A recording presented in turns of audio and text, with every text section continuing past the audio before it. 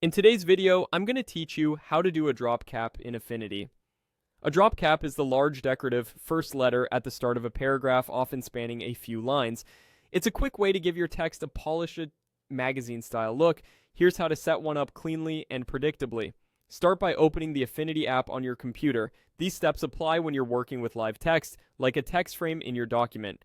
Once the file is open, click on your text so your cursor is inside the paragraph where you want the drop cap. Make sure you're working with editable text so the controls apply correctly.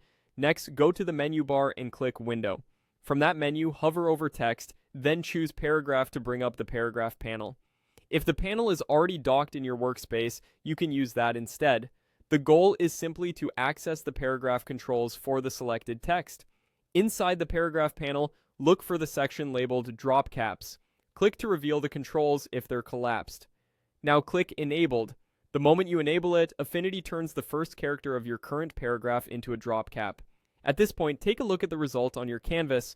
If the letter looks too small or too tall, adjust it from the same drop caps area by changing how many lines deep it drops and, if needed, how many characters are included.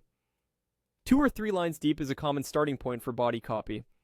If the letter is bumping into your words, increase the gap or inset value until the spacing around the drop cap feels comfortable. You can also refine alignment so the letter sits cleanly on the baseline of your text. A few quick tips as you dial it in. Make sure you've selected the exact paragraph you want. Drop caps apply on a per paragraph basis.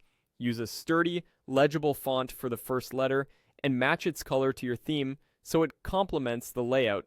If you don't see the paragraph panel, check Window again and ensure it's turned on.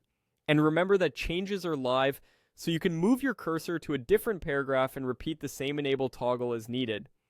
That's it. You've opened Affinity, clicked on your text, navigated to Window, Text, Paragraph, opened the drop caps controls, and enabled your drop cap.